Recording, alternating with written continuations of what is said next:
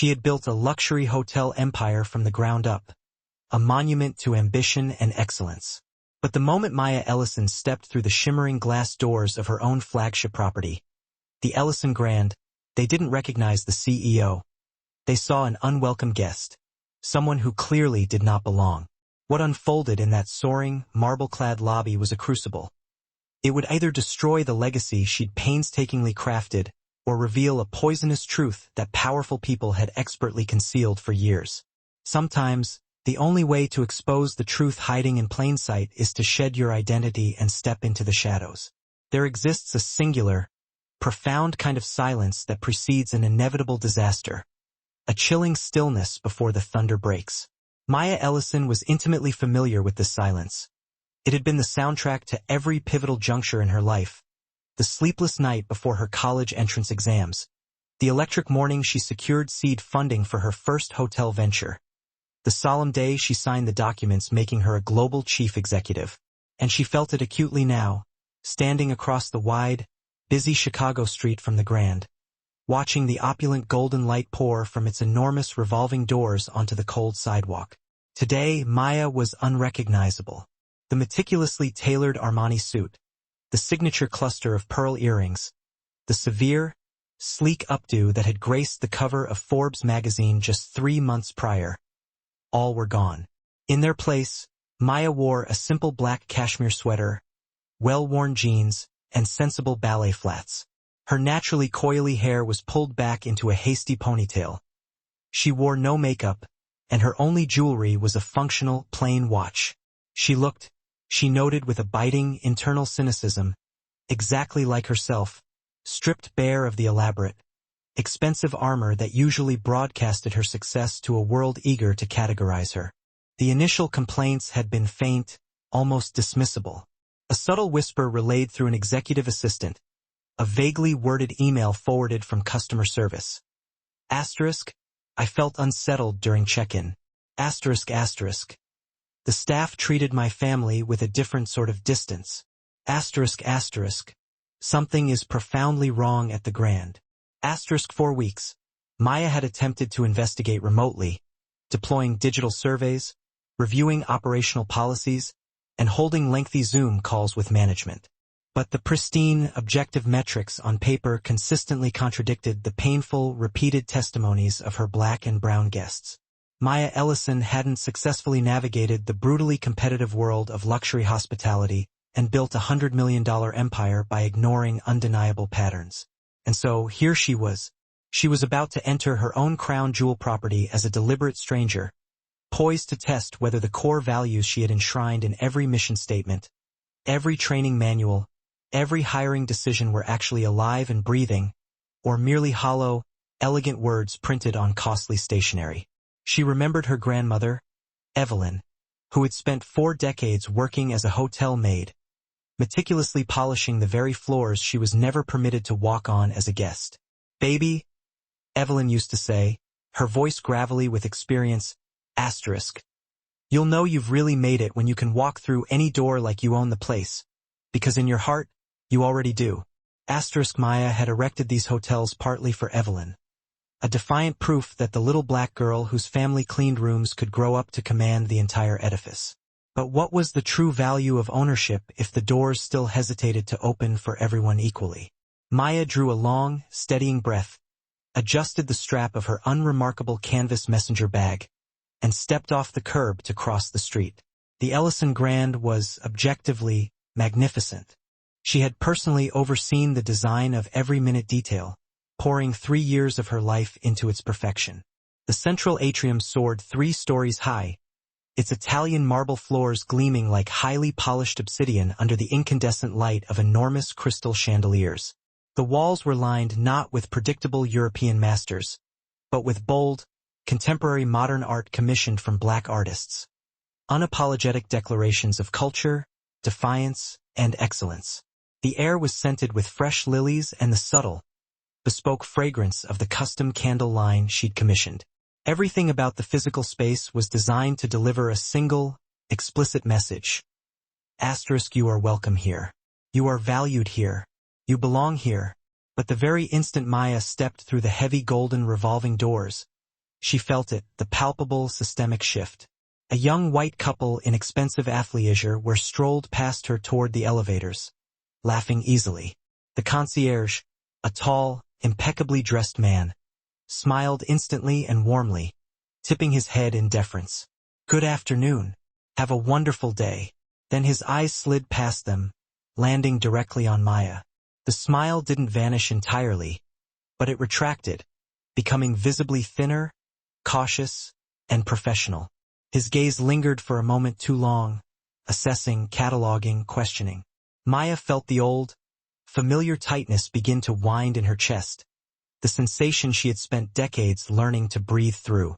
"You're here to see the truth," she silently commanded herself. Asterisk, whatever it is, you need to witness it. She walked toward the reception desk, her comfortable flats echoing faintly on her own marble floors. Behind the gleaming mahogany counter stood a young woman with textbook-perfect posture and a rigidly practiced smile. Her name tag identified her as Jessica. "Good afternoon," Maya said pleasantly, using her undercover name. "Checking in. Reservation under Johnson." Jessica's manicured fingers moved over the keyboard, her fixed smile never faltering, yet somehow never reaching her eyes. "Johnson, may I see your photo ID and a credit card, please?" Maya slid them across the counter. She watched Jessica's eyes flicker quickly to the ID, back to Maya's face, and then pause, fixated on the corporate Amex card. There was a beat of silence, brief but heavy with suspicion. "This card, is it yours?" The question hung in the air like a plume of acrid smoke. "Yes," Maya replied calmly, though the rhythmic beating of her heart had instantly accelerated. "Is there a problem?" "No, no problem at all. It's just protocol. We have to verify." Jessica's professional smile had stretched even thinner, bordering on discomfort. She typed something into the system, frowned slightly at the screen data, and then, slowly, picked up the desk phone. "One moment, please." Maya stood still, observing as Jessica spoke quietly into the receiver, her eyes occasionally darting back to Maya, then away, then back again like a worried bird. 3 agonizing minutes passed, then 5. Behind Maya, a middle-aged white couple approached the adjacent counter. A different receptionist, an older man named Richard, greeted them with immediate, unreserved warmth and welcome. "Welcome to the Ellison Grand. Checking in? Wonderful. Let's get you taken care of right away. No request for ID. No verification calls. Just smooth, efficient, genuinely welcoming service." The tightness in Maya's chest coalesced into a solid, painful knot of suppressed fury. Finally, Jessica hung up the phone. "I'm sorry for the wait, Ms. Johnson. My manager wants to speak with you personally about your reservation." "About my reservation?" Maya kept her voice perfectly level, the control requiring immense effort. "Is something wrong with it? He'll be right out." And then he appeared. Travis Cole. Maya recognized him instantly. She had hired him personally 2 years ago. He had presented an impeccable resume, 15 years in high-end luxury hospitality, glowing recommendations, and a polished interview during which he'd articulated all the correct, aspirational phrases about inclusive excellence and hospitality for all. She had believed him. Travis was tall, in his mid-40s, with expensively highlighted silver-streaked hair and the assured, confident bearing that stemmed from a lifetime of being unquestionably taken seriously. He approached with a rehearsed professional smile, but Maya saw immediately that his eyes were cold, already hardened with thinly veiled dismissal. "Good afternoon, Miss Johnson. I'm Travis Cole, the general manager. I understand there's been some confusion with your reservation." "No confusion on my end," Maya countered coolly. "I booked a room. I'm here to check in." Travis glanced dismissively at the computer screen, then back up at Maya, letting his gaze linger on her simple clothing. "Yes, well, I'm seeing here that the card you've provided has been flagged by our system, and the billing address doesn't quite match our records." Maya felt a cold, deep fury begin to pool in her gut, but she maintained a facade of neutral composure. "Flagged? I used this card internationally. There is absolutely no issue with it." "I'm not suggesting there's an issue," Travis said. his tone instantly slipping into a patronizing condescension. The measured, slow way one speaks to a child who doesn't grasp the complexities of the adult world. I'm simply saying we require additional verification for your protection, of course. Identity theft is a serious concern, especially in a luxury property like this. Especially for guests who look like me. Maya finished for him, the words escaping before her CEO brain could censor the liability. Travis's practiced expression fractured. Surprise flashed across his face, quickly replaced by defensive offense, then something chillingly harder. That is completely inappropriate. We treat all of our guests equally. I am simply following established protocol. Protocol? Maya heard the sharp, bitter edge in her own voice. Tell me, Mr. Cole, does your protocol involve making protracted verification phone calls and demanding additional credentials for every guest? Or just some?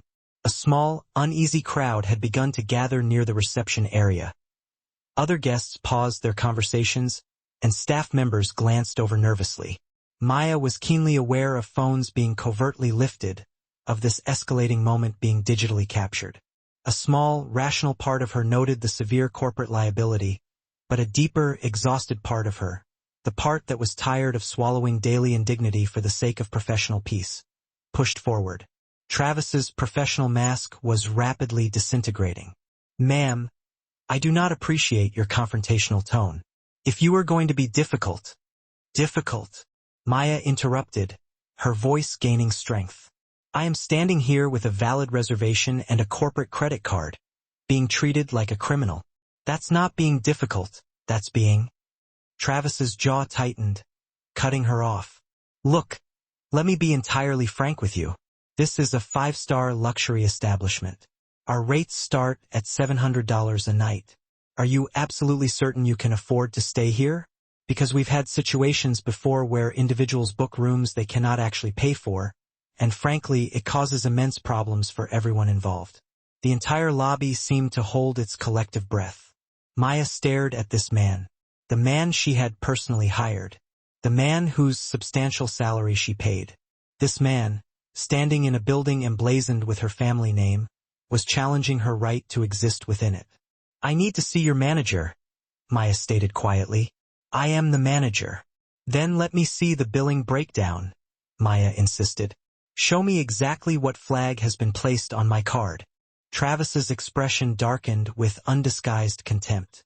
He was clearly unaccustomed to being challenged, especially not by someone he had already mentally categorized and dismissed as insignificant. Ma'am, I am going to have to ask you to step away from the counter. You are causing a major disruption. I'm causing a disruption? Maya countered, her gaze unwavering. I am simply asking for the service I paid for. You are raising your voice. I am speaking at a perfectly normal volume. You're just not accustomed to being questioned. And there it was, the moment the polished professional veneer shattered completely. Travis leaned in closer, and Maya could clearly see the anger in his eyes, the deep-seated resentment, the barely contained rage at being held accountable by someone he deemed inferior. Listen to me very carefully, he hissed, his voice dropping to a low, venomous register. I don't know what kind of game you're playing or how you acquired that credit card, but I am not going to let you walk in here and what? Maya cut him off sharply. Stay in a hotel? Use a service I paid for? Exist in a space you have personally decided I don't belong in? Travis's hand twitched at his side. The lobby was now eerily, completely silent. Maya noticed one of the housekeepers, an older black woman with kind, weary eyes, watching the scene unfold with an expression of sorrowful recognition, as if she had witnessed this exact drama play out 1,000 times before. You need to leave, Travis articulated through clenched teeth. Now, before I call security. Call them, Maya commanded. Her voice was steady, but internally, her heart was breaking. This was her hotel, her vision, her grandmother's legacy, and it was poisoned. I want witnesses to this. Something inside Travis snapped violently.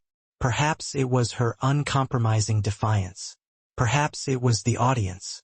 Perhaps it was simply a lifetime of unchecked, privileged authority meeting a wall it couldn't immediately demolish. His hand came up fast, blurring across the space, and before anyone could react, before Maya could even flinch, his palm connected forcefully with her face. The sound of the slap cracked through the marble lobby like a gunshot. Time seemed to collapse. Maya felt the searing sting, the profound shock, the instant, burning humiliation. She saw the cell phones in the crowd raised higher, recording everything. She saw staff members frozen in horror. Guests gasped audibly. And she saw Travis's face. The immediate horrified regret wrestling with defiant anger. The sudden, paralyzing realization of the catastrophic thing he had just done. In that single, devastating moment, Dr. Maya Ellison understood something fundamental. This was not merely about one entitled, racist manager. This was about a system, a toxic culture, a deep, pervasive rot that had somehow infected the very foundation of what she had built. And no amount of Italian marble or soaring mission statements could possibly conceal it any longer. She tentatively touched her cheek, feeling the intense heat where his hand had struck, knowing the bruise was already blooming beneath her skin. Then she looked directly into Travis Cole's panic-stricken eyes. "My name," she stated clearly, her voice carrying through the deadly silence of the lobby, "is Dr. Maya Ellison. I am the founder and chief executive officer of Ellison Hotels International. And you just assaulted me in my own building." All color drained instantly from Travis's face. "Security," Maya continued, still holding his gaze. "Please escort Mr. Cole off the property immediately. Jessica, Richard, you are both suspended pending a full investigation. I want every staff member who witnessed this incident to remain here. I want every guest who recorded this to please send their footage directly to our corporate legal office. And I want this hotel closed for a complete operational review, effective immediately." Her hands were trembling uncontrollably, but her voice never wavered. And to Travis, she waited until he looked back at her, his entire career visibly crumbling in real time behind his eyes. "You should have just let me check in." In that moment of violence, captured by a dozen frantic phone cameras, Maya Ellison made a choice that would irrevocably change everything. The hours immediately following the assault moved with the disorienting rush of a fever dream. Maya stood in the center of her own hotel, no longer disguised, no longer pretending, and watched as the institution she had created threatened to implode around her. Security personnel escorted Travis Cole out through a remote side door. His face had transitioned from furious crimson to an ashen, sickly white in minutes. He kept trying to talk, to explain, to somehow claw back the reality that a dozen video feeds had already immortalized, but Maya simply held up a silencing hand. "Save it for your lawyer," she instructed quietly. "You are going to need one." Jessica and Richard were quietly led away to the security office. Other staff members clustered in small, agitated groups, whispering frantically. Some looked genuinely shocked. Others were crying. But a significant number wore expressions that told Maya, without words, that they had known about this systemic rot all along. She saw it in their eyes, the staff who had witnessed Travis's discriminatory behavior before, who had perhaps enabled it through silence, or who had simply chosen not to speak up for the sake of self-preservation. But it was the housekeeper who utterly broke Maya's composure. The older black woman she had noticed earlier, Gloria Patterson, stepped forward tentatively, her uniform crisp and perfectly neat, her hands clasped tightly. Up close, Maya could see the deep lines etched around her eyes, the silver threading through her hair, the visible weight of years spent navigating professional spaces that were not built to welcome her.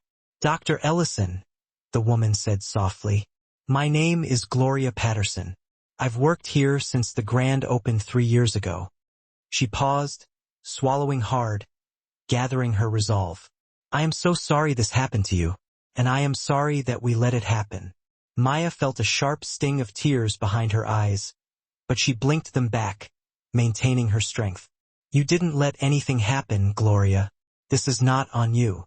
"But I saw things," Gloria continued, her voice gaining a surprising quiet strength. "I saw how Mr. Cole treated certain guests differently, how he'd make dismissive comments about those people when he thought only specific staff were listening.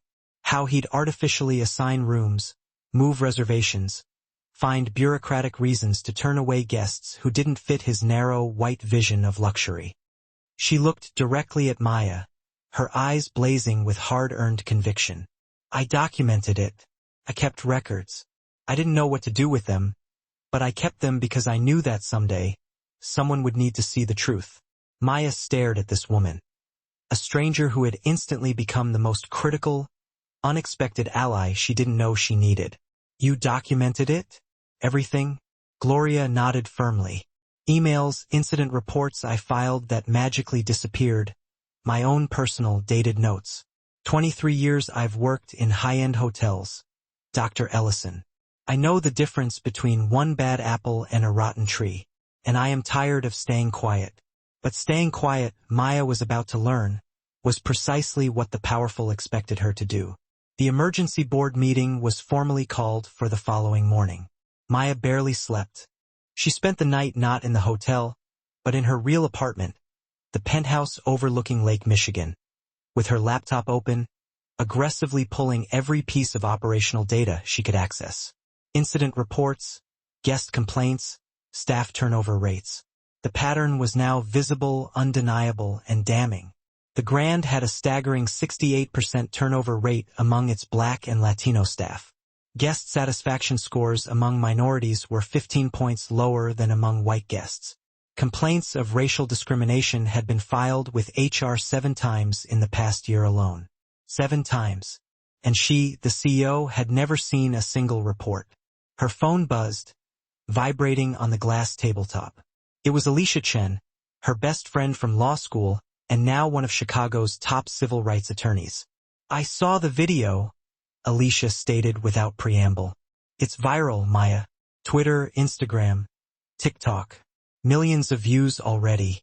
Are you physically okay? Maya gently touched her cheek. The initial swelling had receded, but the bruise was visibly darkening, a purple-black shadow blooming starkly across her brown skin. Physically, I'll heal. Everything else. She gave a short, bitter laugh. I built this company on the principle that everyone deserves dignity, that luxury should not be gatekept, that a black woman could not just stay in these spaces, but own them. And now I find out my own flagship hotel has been expertly practicing the very discrimination I swore I'd eradicate. This isn't on you, Alicia said firmly. You didn't hit anyone. You didn't discriminate. Travis Cole did. But from what you're telling me, the rot is deeper than one general manager. The board meeting is tomorrow, Maya said, her voice hard with resolve. I'm shutting the Grand down for a complete, structural review. I'm implementing mandatory new training, new oversight, new policies. I am going to fix this, starting from the foundation. There was a heavy pause on the other end of the line. Maya, are you sure the board is going to let you do that? Let me? I am the CEO. I founded this company. You also have investors, board members, and some of them come from the founding family that originally owned that property before you acquired it. Right? Maya felt an icy, unwelcome dread settle in her stomach. The Harrington family still holds 20% of the shares and 3 board seats. Yes. Exactly. And from what I recall, they weren't exactly thrilled about selling their generational legacy to you in the first place. Their old money, Maya. Chicago royalty. The kind of people who smile disarmingly in public while sharpening their knives in private. Alicia's voice softened slightly. I'm just warning you to be extremely cautious. When people like that feel their power threatened, they don't fight fair. They fight ruthlessly to win. Alicia's warning proved immediately prophetic. Maya walked into the polished, formal boardroom at 9 o'clock sharp the following morning. Her head held high despite the distinct bruise marking her face. She had donned her full professional armor today. A charcoal gray power suit, her grandmother's precious pearl necklace, her hair styled flawlessly. If they wanted to see a CEO, she would deliver the definition of one. The board members were already seated around the long, heavy mahogany table. 12 faces, overwhelmingly white and male, mostly wearing expressions that ranged from manufactured concern to something that looked disturbingly like smug satisfaction. At the head of the table sat Charles Harrington III, the patriarch of the founding family, 74 years old with expensive silver hair and eyes the color of chipped ice. Next to him were his son, Charles IV, and his daughter, Margaret, both in their 40s, both wearing the Harrington family's characteristic look of polite, inherited disdain. Dr. Ellison, Charles III greeted her with a smile that did not manage to penetrate his cold eyes. Thank you for joining us. Though I must say, given the traumatic circumstances, we weren't entirely sure you'd be in any condition to attend. Maya took her seat at the opposite end of the vast table. Given that I was physically assaulted in my own hotel, you mean? I assure you, Charles, I am perfectly capable of conducting business. Of course, of course. He folded his hands precisely.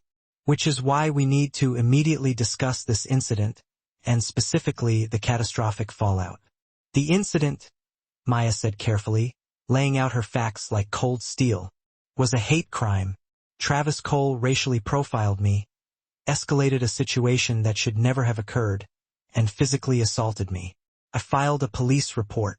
He has been terminated, and I am implementing immediate, systemic reforms to ensure nothing remotely like this ever happens again. Reforms that include shutting down our flagship property. Margaret Harrington interjected sharply, her voice thin with accusation. Do you have any conception of what that is going to cost, Maya? We are fully booked through the holiday season. You are talking about millions in lost revenue and immediate shareholder panic. I am talking about doing what is ethically right, Maya retorted. What's right? Charles IV jumped in, leaning forward with aggressive intensity. Is protecting this company's hard-won reputation. And right now, Dr. Ellison, you are making that nearly impossible. Maya felt the first profound stirring of real alarm. I beg your pardon? Charles III slowly pulled out his phone and turned the screen toward her. On it was the video from the lobby. But something was terribly wrong. The footage had been expertly edited, cut, and subtly rearranged. It showed Maya raising her voice, showed her appearing aggressive and intensely confrontational. It showed Travis looking defensive and seemingly frightened. But it did not show the physical slap. It did not show the racial profiling. It did not show anything that would make Travis look like the initial aggressor. This version, Charles III said smoothly, his eyes gleaming with malicious satisfaction, has been viewed over 5 million times in the past 12 hours. It is currently trending under the hashtag CO Meltdown. Social media is calling you unstable, unhinged. Some are even suggesting you staged the entire incident for ill-advised publicity. Maya's blood ran cold with shock and betrayal. That footage has been doctored. That is not what happened. Can you definitively prove that?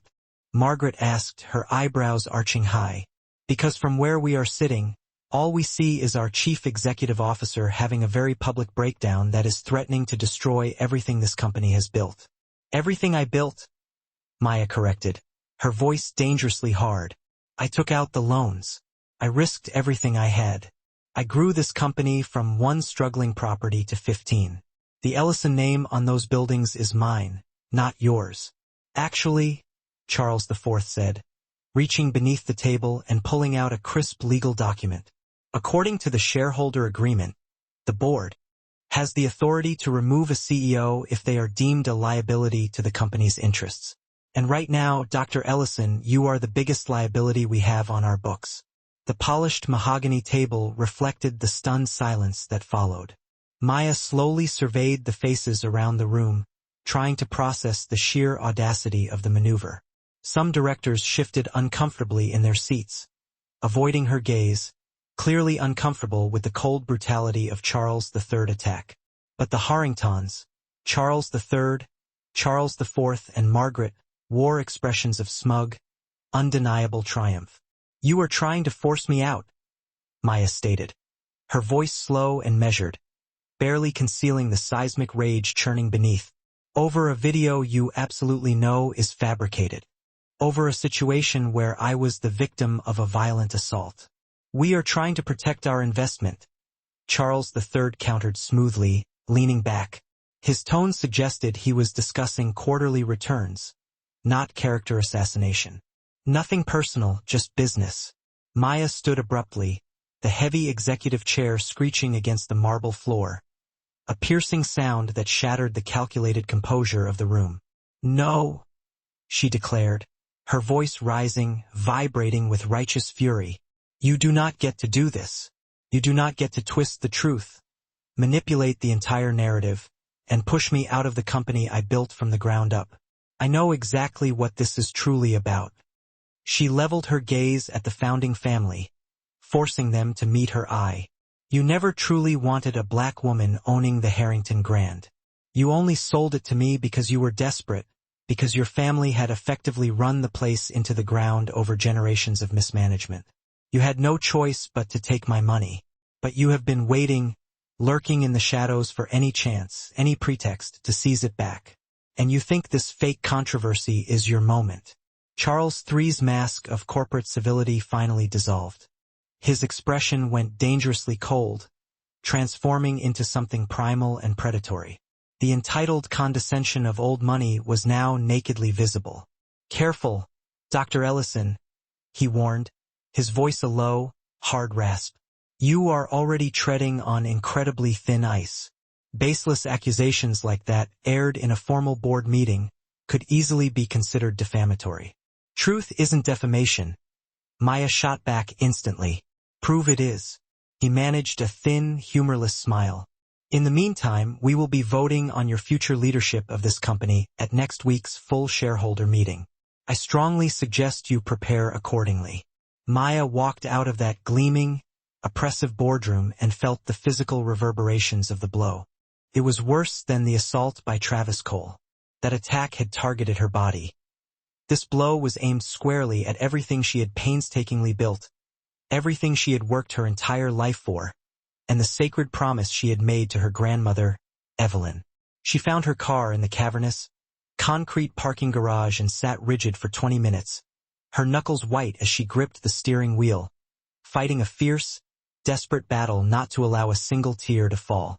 She had faced racism and discrimination her entire life. She knew how to navigate those treacherous waters. But this felt different, more insidious, more professionally calculated. They weren't just discriminating against her. They were leveraging her own victimization as the sharpest weapon against her success. Her phone rang, shattering the suffocating silence of the garage. It was Alicia, her chief legal counsel and steadfast friend. "I saw the doctored video," Alicia said immediately, skipping any pleasantries. "Maya, this is deadly serious. They are systematically building a corporate case to oust you. We need to fight back, and we need to fight back hard." "How?" Maya's voice cracked, revealing the raw despair. "They control the narrative. They have 3 board votes, they have the founding family name, the network, the media. What do I have?" "You have the truth," Alicia asserted, her tone sharp with professional conviction. "And you have me." "And," Alicia paused, lowering her voice slightly. "You mentioned a housekeeper, a woman who had meticulously documented everything over the years." "Gloria Patterson," Maya confirmed, the name catching in her throat like a lifeline. "Then we have ammunition, Maya. Listen to me. They are powerful, yes, but they are absolutely not invincible. Old money families like the Harringtons, they grow comfortable. They believe they are truly untouchable, and that arrogance, that entitlement, is their ultimate weakness. They get sloppy. They leave trails. And I guarantee you, if Travis Cole was running this kind of operation, and if he was doing it with the Harrington family's blessing, there is a paper trail. We just need to find it." Maya closed her eyes, breathing deep, thinking through the labyrinth of corporate deceit. When she opened them, a profound and necessary shift had occurred. The despair hadn't vanished entirely, but beneath it, something harder, something resilient, had been forged. The same inner steel that had helped her overcome every single obstacle life had thrown her way. "Set up a meeting with Gloria," Maya commanded, her voice now steady and clear. "Tomorrow. I want to see everything she has. And Alicia, start digging into the Harringtons. Their offshore finances, their secondary dealings with Travis, their specific plans for the hotel post-takeover. If they're trying to force me out, there's a reason beyond just simple racial prejudice. They want something tangible." "Already on it," Alicia affirmed instantly. Maya, don't let them break you. You have fought far too hard to get here. The meeting with Gloria Patterson took place the next afternoon in a small, unpretentious coffee shop on Chicago's South Side. A world away from the gleaming, arrogant towers of the downtown loop, Gloria arrived carrying a worn, heavy leather bag, the kind that had clearly seen decades of dedicated use. She sat across the small table from Maya and Alicia and, without theatrics, pulled out 3 thick, bulging folders. I've been working in hotels since I was 19 years old. Gloria began, her gaze focused and steady. I cleaned rooms in places where the staff entrance was separate from the guest entrance, where we weren't allowed to use the same bathrooms, where managers would stand right in front of us and talk about guests and employees like they were animals when they thought we couldn't hear. I've seen it all. She opened the first folder, carefully smoothing the worn edges of the contents. I learned very early on that memory isn't enough. You need proof. Inside were meticulous incident reports dating back 3 full years. Formal complaints Gloria had filed about Travis Cole's predatory behavior that had mysteriously vanished from the official HR system. There were printouts of emails where Travis made shockingly racist jokes, and precise staff assignment sheets demonstrating that Black and Latino employees were systematically given the worst shifts, the hardest manual labor, and the least visibility with guests. But this, Gloria said, opening the second folder and pushing it toward them, this is what you really need to see now. It was a staggering collection of financial documents. Bank statements, detailed wire transfers, and internal emails exchanged directly between Travis Cole and Charles Harrington IV, outlining a vast, coordinated conspiracy. Alicia leaned forward immediately, her formidable lawyer instincts fully engaged. Where exactly did you get these? The subsequent shareholder meeting 3 days later was a scene of controlled chaos. Charles III, having regained his composure and confidence, launched into a lengthy, prepared speech. He meticulously painted Maya as volatile and unstable, pointing repeatedly to the doctored video and suggesting that her erratic behavior stemming from the recent incident made her completely unfit for continued leadership of a premier luxury brand. Several compliant board members nodded along on cue. Maya sat straight-backed, her jaw tight, watching the orchestrated performance, waiting patiently for her designated moment. Finally, Charles concluded, therefore, the board formally recommends a vote of no confidence in Dr. Maya Ellison as CEO, effective immediately. All in favor. Point of order. Alicia's voice sliced through the tension in the room like a razor blade. She stood tall at Maya's side, radiating professional authority. Before any vote is taken, we have indisputable evidence that must be entered into the record, Alicia announced, her eyes fixed on Charles III. Evidence that this entire proceeding, initiated by the Harrington family, is based upon corporate fraud and systemic discrimination. Charles's face darkened, his composure faltering for the first time. This is highly irregular, counsel. This is entirely legal, Mr. Harrington, Alicia countered icily. And unless you wish to be sued immediately for a massive breach of fiduciary duty and illegal corporate interference, you will allow us to present our findings. For the next devastating hour, Maya and Alicia systematically laid out the full conspiracy. They presented the unedited, crystal-clear videos of the actual assault, proving Maya's victimhood. They provided Gloria Patterson's exhaustive documentation of Travis's discrimination, demonstrating a pattern of racist management approved by the Harringtons. Crucially, they revealed the secret sale negotiations the family had undertaken, complete with discriminatory clauses aimed at destabilizing Ellison hotels once Maya was gone. They had 14 staff members ready to testify under oath, bank records proving illicit payments, detailed emails, and powerful witness statements. The room erupted. Reporters, present under the guise of covering the no-confidence vote, typed furiously. Investors shouted questions, demanding accountability. Board members who had been kept in the dark by the Harringtons looked genuinely shocked and betrayed. Charles III tried frantically to maintain control, but his son and daughter, Charles IV and Margaret, were visibly panicking, their expensive lawyers whispering urgently in their ears. Finally, Maya stood. The noise in the room gradually subsided, drawn in by the sheer weight of her quiet, commanding presence. I built this company, she said, her voice steady, clear, and projected to every corner of the room, on the fundamental principle that luxury hospitality should be for everyone, that the color of your skin should never determine the quality of your experience, that human dignity, regardless of position, is simply non-negotiable. She looked directly into the furious eyes of Charles Harrington III. You tried to destroy that principle. You cynically used racism as a business strategy.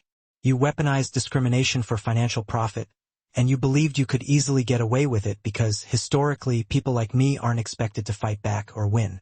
She held up a copy of the original company charter she had drafted when founding Ellison Hotels. But when I founded this company, I included a specific protection that my corporate lawyers at the time advised me was unnecessary and perhaps overly idealistic. A clause that states that any board action, vote, or negotiation motivated by documented discrimination is automatically void and nullified. She paused, letting the implications sink into the stunned silence. You mocked me for it, Charles. You called it idealistic and impractical. But right now, that single clause invalidates every vote you were planning to take today. It nullifies the secret sale you've been negotiating. And it strips your family of all voting power on any matter related to this company's leadership, effective immediately, due to your documented breach of ethical conduct. The room exploded again, the noise louder and more chaotic than before. Alicia was already presenting motions to the remaining board members. Other shareholders, enraged by the Harringtons' deceit, were calling for an immediate vote. The Harrington legal team scrambled to object, but the evidence of their fraud was irrefutable and overwhelming. When the chaos finally settled, a new vote was swiftly called, not on Maya's leadership, but on stripping the Harrington family of their remaining board seats and voting shares for gross breach of fiduciary duty and corporate malfeasance. It passed by a staggering, overwhelming majority. Security immediately escorted Charles III, Charles IV, and Margaret Harrington from the premises. As Charles III reached the door, he twisted back, his face contorted by raw rage and humiliation. "This isn't over, Ellison," he hissed at Maya across the suddenly silent room. "Yes," Maya replied quietly, finally allowing herself a small, definitive smile. "It absolutely is." 3 weeks later, the Ellison Grand officially reopened. Maya stood in the vast, glittering lobby, a lobby that was truly, finally hers, and watched the first new guests arrive. The staff culture had been completely reset. Gloria Patterson had been promoted to Director of Guest Experience, leading a completely restructured team committed not just to service, but to genuine, profound inclusivity.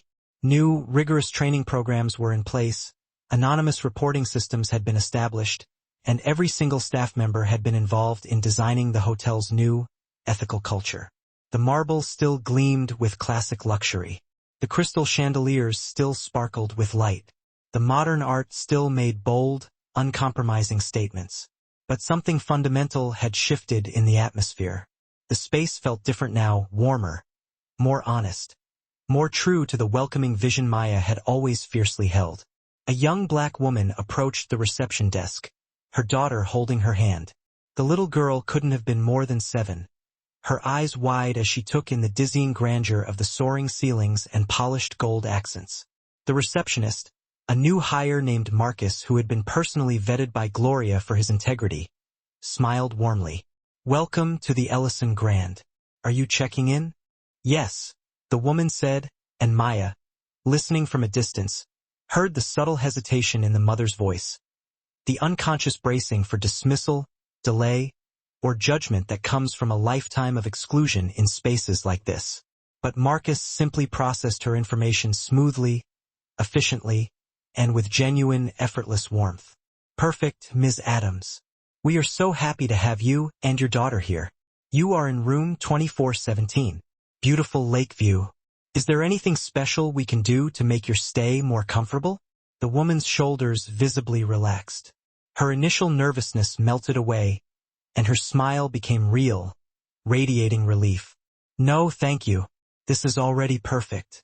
As they walked toward the elevators, Maya overheard the little girl whisper to her mother, "Mommy, This place is so pretty. Do you think we really belong here? The mother, her eyes suddenly bright with tears of profound realization, squeezed her daughter's hand tight. Baby, she said, her voice firm and ringing with conviction. We belong anywhere we want to be. Don't you ever forget that. Maya felt the overwhelming presence of her grandmother in that moment. Evelyn's pride, her vindication, and her unconditional love. Gloria appeared quietly at Maya's side, watching the beautiful, ordinary scene unfold. We did good, she said softly. We're not done, Maya replied, watching the elevator doors close on the mother and daughter. This is just one hotel. There are 14 more in our portfolio, and beyond that, there's an entire industry that desperately needs to change its definition of luxury and hospitality. Gloria smiled, a deep, knowing light in her eyes. Then I guess we'd better get to work. As the sun began its slow descent over Lake Michigan, painting the city skyline in shades of fiery gold and deep purple, Maya Ellison stood in her hotel, her legacy, her grandmother's dream, her promise kept. And she knew that sometimes the people they underestimate the most are the ones who change everything. Not because the fight is easy, and certainly not because it is safe, but because it is necessary, and because some fights are worth everything you have to give. She didn't just save her hotel.